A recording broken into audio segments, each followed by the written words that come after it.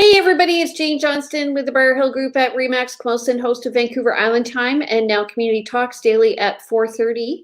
I have today Jill Moran. Jill runs XL Yoga. She's an awesome person. Welcome, Jill.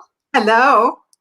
So Jill offered to come on today, and I thought it was a really important talk actually because many of us, like me, have been sitting in front of a computer holding all of our meetings virtually.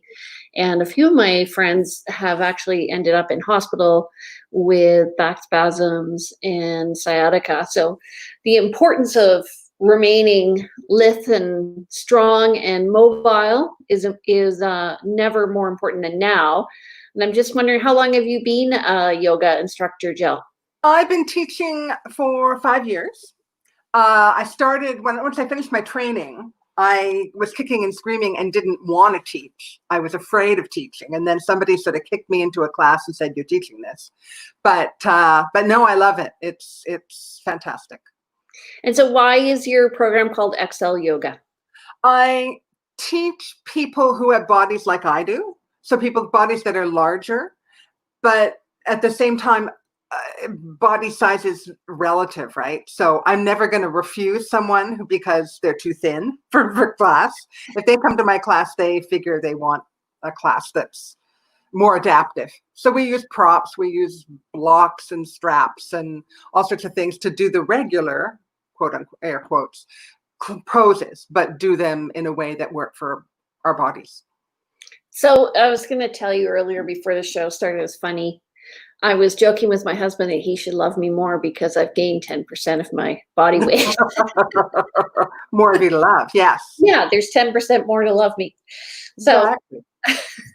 So do you find like it's a bit about body image doing yoga then? Or is there more comfort going into your class knowing that? Yeah, I think there's a few things with yoga. I think there's, I don't want to call it traditional yoga, but there's some things about yoga that freak people out. So the classes that we run are really unorthodox. So we talk during class and it's not silent and there's no chanting, no Sanskrit, nothing that's going to freak anybody out. And because everybody's so comfortable, because nobody's competing, there can be this sort of competitive yoga thing where I can do this and you can't, because it's not like that. It's a really strong community. It amazes me what a lovely community it is, and that people will come early when they were live classes and come in 20 minutes early and chat and talk about things and support one another, and just not your average class. And I think part of that is because people are feeling more open and more accepted than they might feel in a regular class. Where do you hold your classes regularly? Right now I'm doing them in my living room right here, but in general I do them at 3 different locations. I'd like to streamline it a bit if I can. So I do it at Burnside Gorge Community Center, and I just heard from them today. They said that they're thinking about doing classes again in July. So that might be the first place that I end up doing in person again. And that's on Thursday. And then Sunday, I do it in a little location called the Collaboration Hub at Hillside and 5th, right next to the Bar and Grill. And Tuesdays is a bit more of an advanced class, and it's across from Pluto's on Cook Street. My dream, which I've been thinking about more and more, is that I could have a space that I would rent cooperatively with other yogis and maybe a practitioner of some kind or other, and just have one space. That would be fantastic. So that's kind of my ultimate plan. Well, I think now too, I mean, one of the issues with COVID-19 and how transmissible it is whether or not you're in a closed environment or not. So you could almost do it in a park, couldn't you? Yes, last summer we did, when it got too warm to be in that studio on Cook, we did it at a park near me over in Fairfield. And it was great. And you could certainly do it 6 feet apart in a park. So that's for a class that doesn't require chairs like my Sunday class does. Certainly it could happen that way for sure. Okay. And so we talked about the fact that a lot of people right now are suffering from back spasms. And I mean, I'm in the most uncomfortable chair right now. Yeah. Why is yoga so important. So important right now. It's really important. And just as a non-yoga aside for everyone, if you're working from home, and I'm sure people have heard this before, but if you can time yourself, if you can set a timer for 20 minutes and just stand up and sit down again, that'll help in terms of just sitting there all the time like this. But and you're going to give us some exercises. Yeah, I'll give you a couple of quickies for working at your desk at the end of our talk. Okay. And I have quite a few people in classes who are working from home. And right now, I think it's a big transition to go from sitting in your office or your bedroom or wherever it is you're working, and then going out and there's the kids and there's your partner and dinner needs to be made, and it's life is full on everywhere, right? So an hour that you have to yourself where you can breathe and move and not have a cell phone. I said that in our classes when we were doing them live, that there's really very few places in our world where we don't have our cell phones operating. Like within, right? Yeah, to be somewhere where you're not looking at your phone and you're not concerned about the time. It's my concern to know what time it is. It's just amazing. And that in itself is a huge gift of time and of energy that way. So yeah, I think that's big. So are you getting more clientele now that you're practicing from home and they can do it from their own home? Yeah, I've had a few new people, not a ton. And I do feel, I wouldn't say reluctant, but I'm going to start an absolute beginner's class on Saturday this week for people who've never done yoga. Because I think to come in and sort of jump into a class where, I'm about this big on the screen and they're about this big, it's pretty hard to know what they're doing and for them to see me. So, but the beginner class will be great for that. But yeah, a lot of regulars are still coming, which is great. And then a few new people. And I also have the advantage of, as I've done as well, I have a few people in the Comox Valley who are going to be coming to classes. And online. Yeah, exactly. And a friend of mine, a yogi herself, said that it's now an opportunity to take classes anywhere in the world. Yeah. Because everybody's offering classes online. So it's, if you admired anyone or thought anybody was really a great yoga teacher from what you saw on little clips, now you can actually go to their class. Yeah, it's funny how the barriers have really come down. I found like just the connection between people, it's there if you want it. Yeah. So, are you using Zoom? What kind of technology are you? Yeah, I'm doing Zoom for the classes. And it's interesting because I'm doing Zoom and I'm doing Facebook Live. So I have a private group on Facebook so that nobody in the general Facebook world has to look at my butt as I climb from the floor to the standing or shimmy myself back, and vice versa for all of them too, right? So it's just the people who are taking the courses that are on the Facebook Live. And then they can watch it when they want. And I also, an interesting fact came up is that we chat before class or after class. So we chat on Zoom because a lot of people don't realize that Zoom is like a phone, right? So unless you record Zoom, it's gone.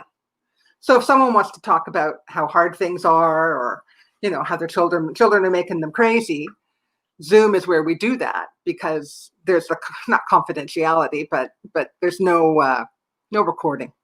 Are you doing it live in the group at the same time? Yeah. Zoom? Okay. Yeah. And do you have men and women doing it?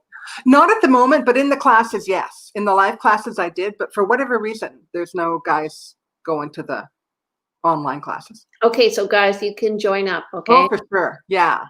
Yeah, most definitely. I've had a few guys come on their own, and then a while back I was doing couples yoga, which is a hoot too. And we did all sorts of poses where you used each other's bodies to, I think for most of the guys, it was a means to an end. It was, after this, I'm going for chicken wings and beer because I went to yoga for an hour. Now I get chicken wings and beer. But, it's all about compromise. Well, I always tell my kids, you can eat something good first, and then you can have a bad treat. Exactly. Yeah. So the benefit of being online with you is, are they recorded in the Facebook group? So Yeah. that, yeah. So it's simultaneous. I feel like a little movie studio with my multiple cameras and or multiple laptop and phone. So yeah, I record the Facebook Live class at the same time as the Zoom, and the Zoom is live and the Facebook is live too, but it's also going to be on the page. Cool. And are you finding people are going back and looking at your old classes?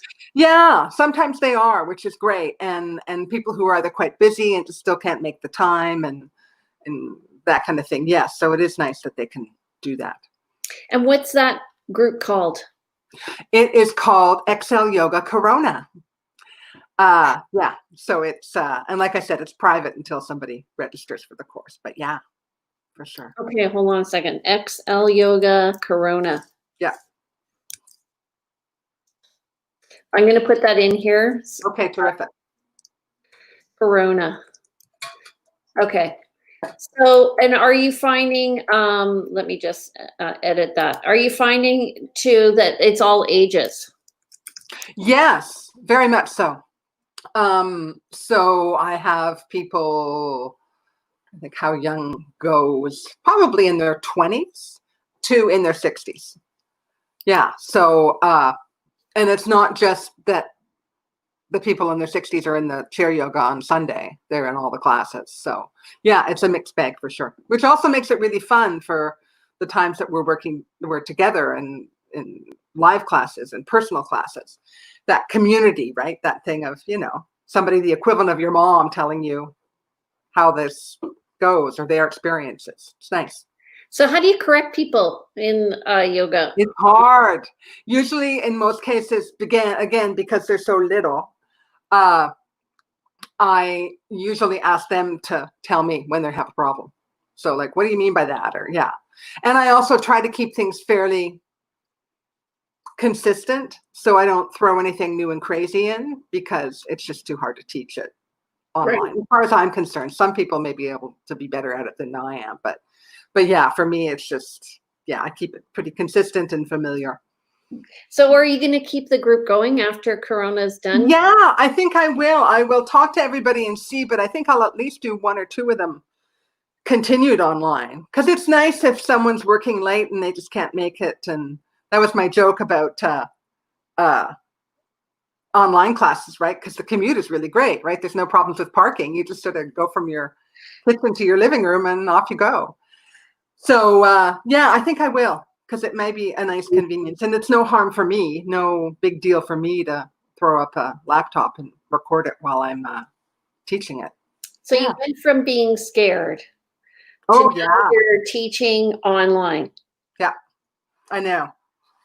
I guess I don't know what that is. That might just be it was the right time, or I think there's something about for someone who can be nervous and shy that something about teaching that really brings you out of yourself.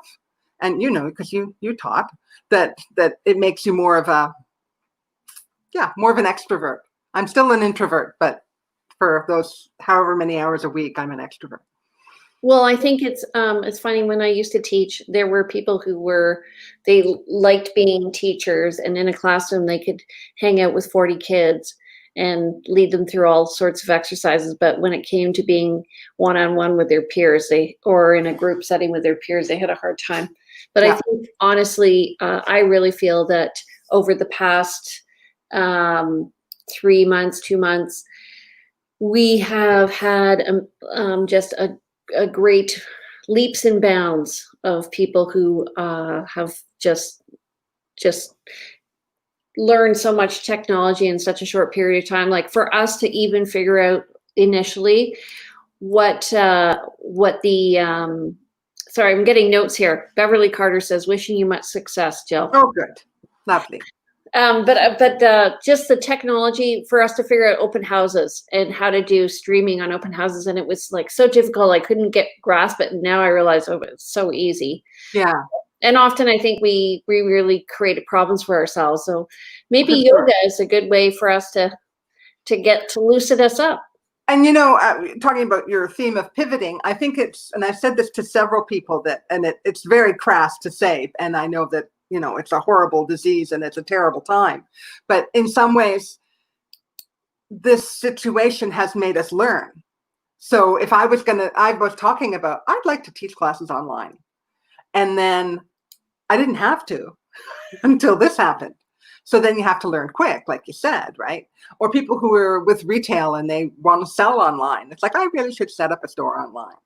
And then this situation comes and you have no choice. So it's sort of, you're thrown into the deep end because of the situation and you adapt. What sort of equipment do people need to do this from their homes? The very beginner yoga class that I'm starting, brand new, I've told them they need nothing. In general, if they can have a mat or just a surface that they're not going to slip on when they stand up, or when they move when they're standing up. These are yoga blocks. And what I did with the people in the classes that were in the person classes as well, I went around and I washed all the props and gave them a good sterilize, and then I shopped them around. So I drove them around to where they live and I said, here, you need blocks, you need a strap, then you can borrow these until the studios are open again. So that made it nice for them. And I would certainly do that again. And then a strap, it's about, I don't know, 6 or 8 feet long. And you could use a bathrobe tie, or you could use a scarf or a belt. So it's pretty adaptable. And in general, you could get away with nothing, but these is sort of make it a little easier. Do you use balls or anything? No, you know, I have tennis balls in the studio, in one of the studios, because they're just great for rolling your feet. So if you've got sore feet or plantar fasciitis, they're really good for that. But no, I haven't yet. I know I've got some spiky balls here, but I haven't used them in class yet, but one day. Suzanne is saying she's motivated to do yoga now. And thank you, Jill, for making it easier for people like me who are intimidated by it. So that's nice. Exactly. Yeah. And that's the big thing, right? Is that everybody is so comfortable, and that you might be a little intimidated the first time you come, but once you're in, you know, and everybody's lovely. Like everybody says, hi, I'm Jane, and what's your name? And like people are, it's not like a regular class where you go in and you're silent and you don't know anybody. People all get to know each other. I found it so great, actually, just communicating with people and getting to know them and just supporting them, you know, and it has nothing to do with business. It's just relationship based. So do you want to show us some yeah, a couple things, just sort of little chair things. I'm not going to go far back. Otherwise I'm going to put my butt on Facebook.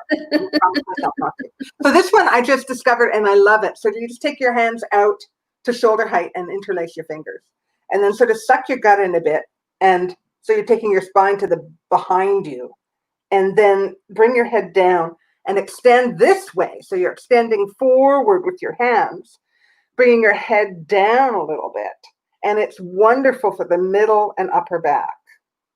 And then you can let all that go and just take your hands behind you a bit and open up the chest. So if you are working from home and you are getting really sore, then stand up, shake yourself a bit, and then maybe do this in between. So you're taking your fingers out, your arms are at shoulder height, your head is tucked in, your belly is tucked in, so your back is curled a little bit. And then you're bringing those hands away from your body. And then inhale and take your hands back and open up your chest. So yoga is basically breathing and moving, and coordinating breathing and moving. And then just side stretches are great, just lifting up through the side of the body. And maybe a bit of a twist where you take a hand to an opposite knee and just turn. These are all just lovely for little quickies while you're at work. And I think we naturally do them, but, oh, and I've got one more for you. I learned this from another yogi online, and how washing your hands for 20 seconds, it was happy birthday. So if you're at work or you're at home anytime and you're a little bit tense and you go to the bathroom and you wash your hands. So wash your hands and breathe in for the count of 4, and then breathe out for the count of 4, and then breathe in for the count of 4, and breathe out for the count of 4. and then maybe try and have an empty breath for the count of 4, and then breathe in for the count of 4. So that's 20 seconds. And having that consciousness about your breath slows you down and sort of takes you out of the whatever it was you were experiencing, and takes you out of the monkey brain of busy, busy, busy, and what if and when, and brings you back to your breath. So it's a great, easy one. And it's less annoying than singing happy birthday. Danielle is wondering if she can do virtual classes without having her video turned on. Yes. So she can still observe you. Yes. We have people who would do that. Yeah. Yeah. So then you don't have, the only thing I would worry about is just making sure that your form is right. Yes, exactly. It is a bit awkward, especially if you've never done yoga before. I wouldn't recommend it in that circumstance. But if you've done it before and you feel like you know what you're doing and you just want to be led, then sure. Yeah. And if you just want to come and lie down and listen to Jill's voice, that would be good too. I always tell people lying down is always an option. No one's actually taken it up for me for an hour, but one day someone will, and that's great. So do people pay you for these courses? They do. Right now with the online courses, I'm doing it with a sliding scale. So it's quite inexpensive. It ranges per class. I'm doing them for a series of 4, just to keep it small and bite-sized so that people don't get depressed. If I booked it for 3 months, then they'd say, oh, we're doing them online for 3 more months. So normally when I do them in person, they're about 7 weeks or 8 weeks. And in-person ones range between 10 and 15 per class. And the pay what you can, I'm suggesting anything between 5 and 15 per class. So it's up to you to choose what you pay. And they're either PayPaling me or they're e-transferring me. That's one thing I realized, like 100 years ago, we didn't have the option of paying for It's changed everything. Mm-hmm. It made things way easier in a bad way. You're shopping at 2 in the morning and you just, bring out that card. Okay.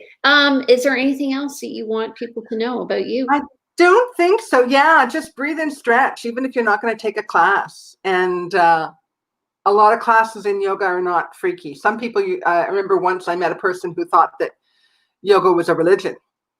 And that, if they did yoga, that they would no longer be able to be a Catholic or whatever. But no, it's not a religion. At least, yeah.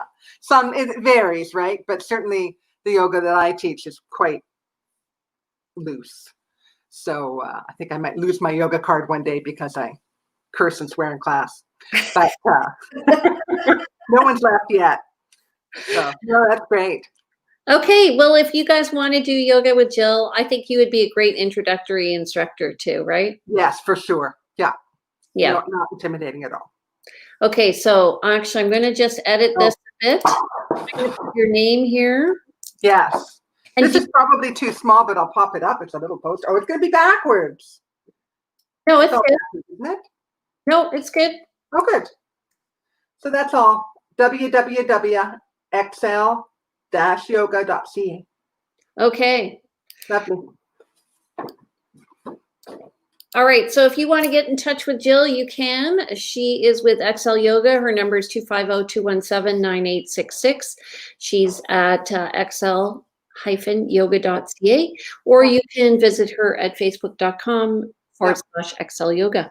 All right. And so we look forward to you tagging us in some videos, and we'll attach them to this.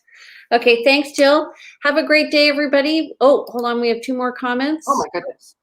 Beverly Carter likes you because you're real. And Yami Martinez from California says, thank you. So look at that. Look at that. Californians. You're an international instructor. Exactly. Okay, everybody, have a great day. Come back tomorrow. We're meeting with one of our local entrepreneurs in the restaurant industry. He's going to be talking to us about what's happening in his world. And then on Monday, we have Ann Squires Ferguson talking about commercial spaces and how she's operating, because she works with commercial people right now and what's happening in that world. So we'll see you tomorrow at 4:30. Take care, everybody. Have a great day. Thanks.